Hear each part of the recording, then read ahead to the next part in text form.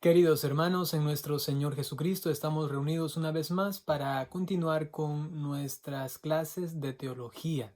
Nos encontramos en el apartado de El misterio de Dios, la Santísima Trinidad. El día de hoy vamos a estudiar las procesiones divinas. Es un tema apasionante. Les pido que comencemos con una pequeña oración. En el nombre del Padre, y del Hijo, y del Espíritu Santo. El Señor esté con ustedes. Pedimos al Espíritu Santo que venga a nosotros, nos ilumine, que nos dé lo necesario para entender, profundizar, amar con respeto, devoción, piedad, los misterios de Dios. Todo para conocerle más y amarle más. Y así también enseñar a los demás para que un encuentro con el Señor se dé todo, no solamente a nivel afectivo, sino también intelectivo, a nivel también de la razón, porque hay que amar a Dios con el corazón, pero también con la inteligencia, con todo nuestro ser. A la Santísima Virgen María pedimos su intercesión para este momento y para toda nuestra vida. Dios te salve María, llena eres de gracia, el Señor es contigo. Bendita eres entre todas las mujeres, y bendito es el fruto de tu vientre, Jesús. Santa María, Madre de Dios, ruega por nosotros, pecadores, ahora y en la hora de nuestra muerte. Amén. En el nombre del Padre, y del Hijo, y del Espíritu Santo. Procesiones divinas. El Catecismo de la Iglesia Católica en el numeral 237 nos dice: la Trinidad es un misterio de fe en sentido estricto, uno de los misterios escondidos en Dios, que no pueden ser conocidos si no son revelados desde lo alto. Primero, este concepto de Trinidad, el cual obviamente no se encuentra tal cual así en la Sagrada Escritura, pero sí su concepto, y por ello nosotros podemos sacar luego este sustantivo que nos lleva a designar este misterio que se encuentra en la Sagrada Escritura, por supuesto. Sin embargo, es una revelación, es decir, que el ser humano por su propia inteligencia no pudo llegar a, por medio de argumentos y de muchas cavilaciones, a la conclusión de que había un Padre, un Hijo, un Espíritu Santo, que los tres, siendo distintos, son un solo Dios. Eso solamente lo sabemos, lo entendemos, porque nos ha sido revelado, ¿no? Y por ello es un misterio escondido en Dios, el cual solamente podemos conocerlo porque Él nos lo devela, nos lo revela, ¿no? El Concilio Cuarto de Letrán en el año 1215 nos dice: firmemente creemos y simplemente confesamos que uno solo es el verdadero Dios, eterno, uno solo, ¿no? Inmenso e inconmutable, incomprensible, omnipotente e inefable, Padre, Hijo y Espíritu Santo. Tres personas ciertamente, pero una sola esencia, sustancia o naturaleza absolutamente simple. Es uno, tres personas, una sola esencia, sustancia o naturaleza. El Padre no viene de nadie. Aquí ya entramos en materia de las procesiones. Procesión significa de dónde procede, de dónde viene, ¿no? Entonces el Concilio de Letrán nos dice: el Padre no viene de nadie. El Hijo viene del Padre solo, solo del Padre. Y el Espíritu Santo a la vez de uno y otro, es decir, que viene del Padre y del Hijo. Sin comienzo, es decir, que no existió primero el uno y luego existió el otro. Esto hay que tenerlo muy claro. No es que primero estaba el Padre y luego estaba el Hijo y luego vino el Espíritu Santo, no. Los tres siempre existieron. No tienen un comienzo, por eso los tres son Dios. Pero en cuanto a su relación de procedencia, el Hijo procede del Padre y el Espíritu Santo procede del Padre y del Hijo. Continúa el texto.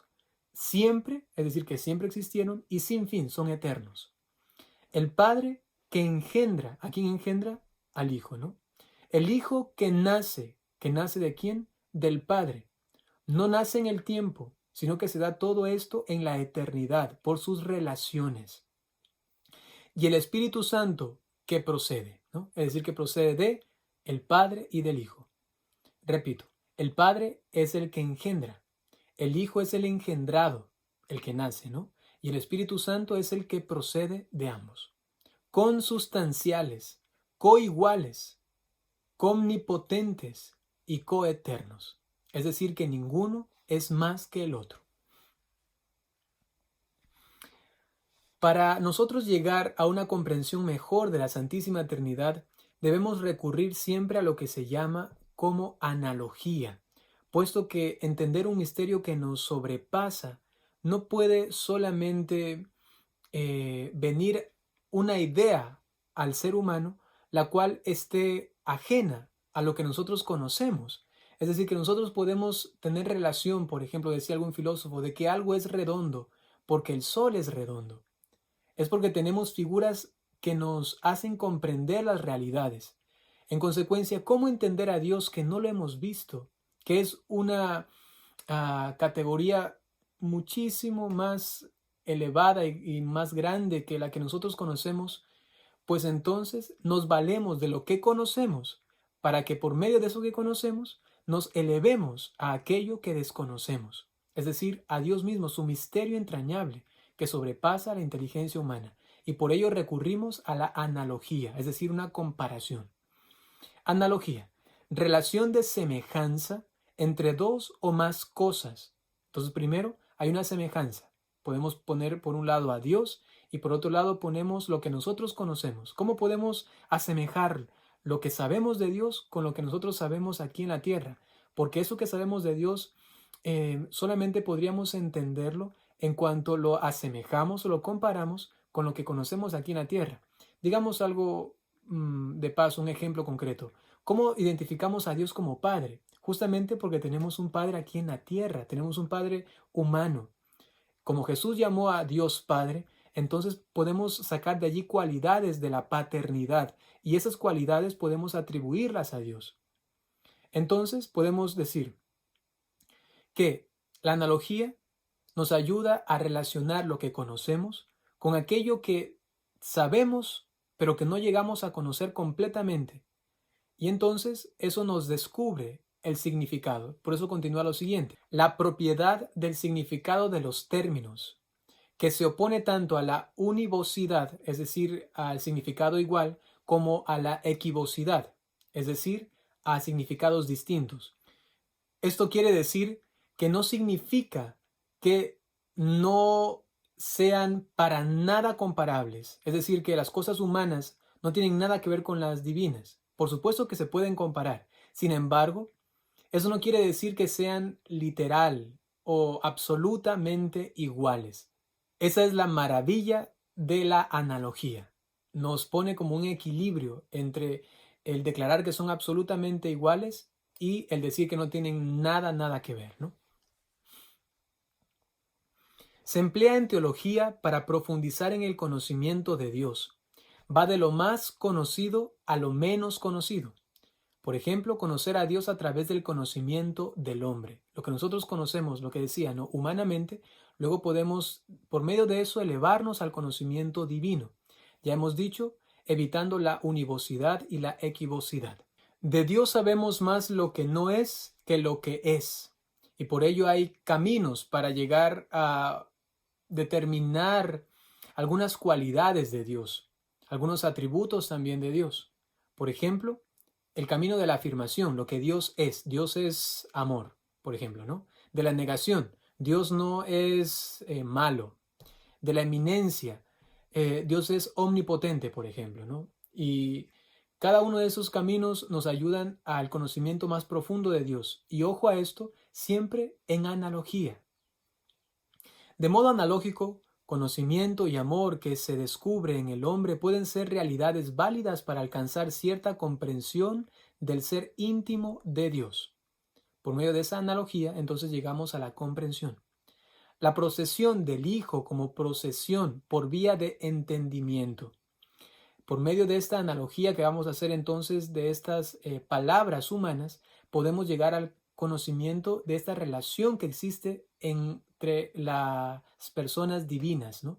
Es decir, que entonces entendemos que el Hijo procede por vía de entendimiento. Santo Tomás de Aquino también lo explica y nos dice que el Padre tiene una definición, una idea, una palabra de sí mismo, y como esta es tan perfectísima, ¿no? Esta es una persona, y como es perfectísima la definición de sí mismo, del Padre mismo, ¿no? Esta otra persona no es más ni menos que el mismo Dios unido a este del cual ha procedido, pero procede por vía de entendimiento, porque es la palabra de Dios, ¿no? Las palabras vienen de nuestro entendimiento, ¿no? Así se lo entiende. Y recuerden que eso se da por analogía. Estamos utilizando términos humanos para llegar luego a la comprensión de este misterio. Entonces aquí utilizamos el término entendimiento. ¿Por qué? Porque el Hijo es la palabra del Padre. El Padre pronuncia una palabra en la eternidad y esa palabra es su Hijo.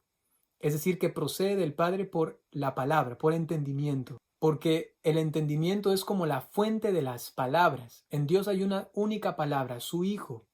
Y este es entonces una persona distinta que procede de Él. La del Espíritu Santo por vía de voluntad. Es decir, que el Padre y el Hijo, como se aman tanto, y el amor es una decisión, es decir, que es algo que concierne a la voluntad, el Padre y el Hijo, desde siempre en su voluntad divina, se han amado. Y este amor tan fortísimo entre los dos es una persona. Entonces el Espíritu Santo, que procede del Padre y del Hijo, procede por la vía de la voluntad, porque el Padre y el Hijo se aman, porque el amor se da en la voluntad de las personas. Procesión. Hecho por el que un ser tiene su origen en otro ser. Ojo a esto, origen. Ese término también es importante. En Dios no puede haber procesión como un movimiento local, pero sí como origen según la cual un hijo procede de su padre o el río de la fuente. Eso es maravilloso, ¿no? Se está hablando de un origen, pero no local, es decir, no es que aquí existí y luego de mí existió otra cosa, después acá al lado, ¿no? En Dios se da una procesión y hay un origen, pero en Dios mismo, como el ejemplo de el Padre con su Hijo. Se dice Padre a esta persona, me estoy refiriendo a cualquier persona humana, ¿no? Se dice Padre porque ya en el hecho mismo de que es Padre es porque hay un Hijo. Si no hay Hijo, no hay Padre, ¿no? En esta relación, no en cuanto que el uno es distinto del otro y el otro vino después del Padre, sino en cuanto que esta relación que hay entre los dos es inmediata, puesto que solamente existe un Padre porque hay un Hijo, así también en Dios. No es que estaba primero el uno y luego el otro, insisto en esto, sino que su relación, como es espontánea, digamos así, es inmediata desde toda la eternidad, desde siempre. Entonces hay esta unión de las dos personas. Sin embargo, el Hijo procede del Padre porque Él es su origen, no porque primero existía el uno y luego el otro. Repito, eso es muy importante, sino porque así se da su relación. El Hijo tiene como origen al Padre. Y así se puede aplicar también a esta unión que hay entre el río y la fuente. No se puede entender el uno sin el otro, ¿no? Y son, digamos, existencias inmediatas, porque en cuanto que hay la fuente hay el río, y en cuanto que hay el río hay la fuente, ¿no? Asimismo en Dios. Repito, nuestro lenguaje es limitado y por eso solamente llega hasta cierto punto para llegar a una comprensión. Después, el misterio de la Trinidad nos desborda, ¿no? Procesiones inmanentes. El término que procede permanece en aquel del que procede. Por ejemplo, verbo interior que procede de nuestra inteligencia. Esto se queda en nosotros. Si yo, por ejemplo, pienso en qué es el arte, este concepto, esta palabra, este verbo, esta definición que tengo en mi inteligencia, se queda en mí. Y por ello, en Dios se da la procesión, pero inmanente, es decir, que están en ellos.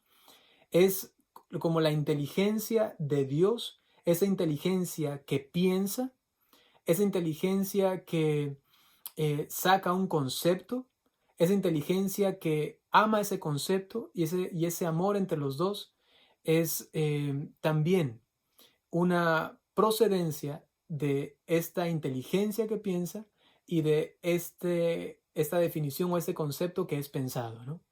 Yo sé que esto puede parecer un poco complicado, un poco difícil, pero si es que uno lo escucha despacito, lo va entendiendo, ¿no? Entonces la procesión se da inmanente, es decir, dentro de Dios mismo. Procesiones transeúntes. Lo que procede sale fuera de aquel de quien procede. Por ejemplo, palabras que manifiestan nuestros pensamientos. Cuando yo ya digo las palabras, salen ya de mi inteligencia, de mi entendimiento. En Dios, espiritual y simple, las operaciones son inmanentes. Importante. Se da en Él mismo, en Dios mismo. Ad intra, hacia adentro. Sin las limitaciones de los seres creados y sin originar otro Dios. No es que se crea otro Dios o algo así, sino que están desde siempre así relacionados ellos, ¿no? A mí me gusta mucho utilizar ese término y quizás así se entiende mejor. Es la relación que hay entre ellos, están allí, relacionándose eternamente, las tres personas siempre existentes, ¿no? Es verdad de fe la existencia de procesiones reales en Dios. Porque tampoco se puede decir solamente es algo para entender, pero realmente no es así. No, no, no. Es que realmente hay procesiones. ¿Y eso de dónde lo sabemos? De la Sagrada Escritura. Por ejemplo, en los Evangelios, en el bautismo de Jesús el Padre dice, este es mi Hijo. Si habla de Jesús como su Hijo, significa que es el Padre. Y para ser Padre, tiene que engendrarlo. Y ahí ya implica una procesión. Mateo capítulo 3, versículo 17. Jesús dice que el Espíritu Santo procede del Padre. Eso quiere decir entonces que el Espíritu Santo tiene un origen y es el Padre. Eso está en Juan capítulo 15, versículo 26. Y en Juan capítulo 16, versículo 16, Jesús dice que el Espíritu Santo recibe de lo mío. Es decir, que también procede de el Hijo, ¿no? El Espíritu Santo entonces, digámoslo otra vez, procede del Padre y del Hijo. Conocemos la existencia de las procesiones divinas por revelación. No es, insisto, una elucubración o algo que viene de la imaginación o de la ingeniería mental humana, ¿no? Por supuesto que no, es revelado. Características de las procesiones divinas. A. Son inmanentes entonces, ya lo hemos dicho. Y no se distinguen de Dios, es decir, que no crean otro Dios o no son distintos dioses. Son Dios mismo. Se mantiene la identidad numérica de la esencia divina. Es decir, que a pesar de que son tres personas, es un solo Dios. Un solo Dios. Característica de las procesiones divinas. B. Son reales. Es decir, no son simples modos de expresar la Trinidad. El origen de ellas, una persona divina, estamos hablando, ¿no? El origen de una persona divina es real y en la simplicidad espiritual de Dios no cabe algo ficticio o accidental o como un accidente, ¿no? Sino que eso se da de una forma realmente real. Tienen origen. ¿Quién tiene origen? El Hijo y el Espíritu Santo, ¿no? Características de las procesiones divinas. C.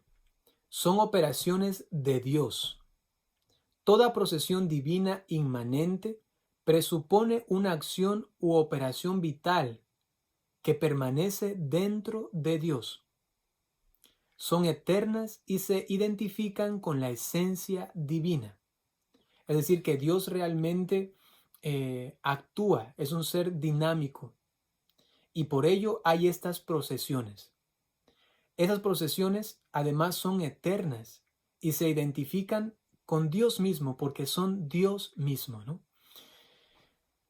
Características de las procesiones divinas. D.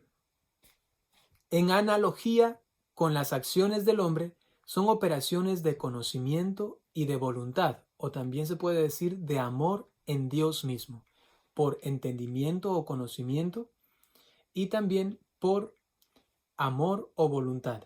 Son así las procesiones las cuales nosotros entendemos con estos términos: conocimiento o inteligencia o entendimiento, ¿no? Y el otro término es amor o también voluntad. Característica de las operaciones divinas. E. Tienen su origen y su término en las personas, no en la esencia divina, que en cuanto tal no es sujeto de acción. Es decir, que no es que estamos hablando de procesiones de las cuales nace otro Dios, sino que estamos hablando de un origen de las personas. Letrán IV, en 1215, nos dice: la esencia divina ni engendra ni es engendrada, ni procede. En cuanto a la esencia divina, no estamos hablando de las personas, sino de la esencia divina, de lo que es Dios. Dios mismo, entonces, Él no se engendra a sí mismo. Nos estamos refiriendo a la naturaleza de Dios. No es que engendra otra naturaleza divina, no. Sino que el Padre es el que engendra. Aquí nos referimos a ¿qué? A las personas. El Padre engendra, el Hijo el que es engendrado y el Espíritu Santo el que procede. De modo que las distinciones están en las personas y la unidad en la naturaleza. Hay distinción en personas y unidad en naturaleza. 3 personas, una sola naturaleza divina. Característica de las procesiones divinas. F. En Dios hay solo 2 procesiones inmanentes, hacia dentro, como habíamos dicho, ad intra, ¿no? El Verbo procede del Padre por vía de entendimiento y el Espíritu Santo procede del Padre y del Hijo por vía de amor. Características de las procesiones divinas. G. El Hijo procede del Padre por generación eterna. El Espíritu Santo del Padre y del Hijo por expiración. Generación se está hablando entonces de la engendración y expiración se está hablando de la voluntad que decide, ¿no? Que ama, ¿no? Es un efecto de el amor del Padre y del Hijo que entonces dan origen a el Espíritu Santo. Eso es una expiración, ¿no?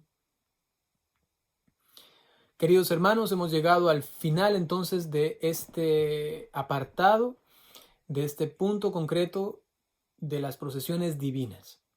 Les pido por favor que revisen otra vez el material. Algunas cosas quedarán un poquito sueltas y entonces hay que volver a repetirlas para tener una comprensión suficiente de esto. Tampoco es que tenemos que ser unos expertos, pero sí una comprensión suficiente y saber por lo menos estas bases doctrinales, ¿no? Ahora, si tienen alguna pregunta, alguna sugerencia inclusive, por favor pongan en los comentarios de este video. Yo ahora les doy la bendición y nos veremos el próximo viernes para continuar con estas clases de formación. El Señor esté con ustedes. La bendición de Dios Todopoderoso por intercesión de la Santísima Virgen María, San José y todos los ángeles y santos, en el nombre del Padre y del Hijo y del Espíritu Santo. Y atención, la próxima clase será sobre las relaciones divinas. Eso nos ayudará a entender mejor las procesiones divinas.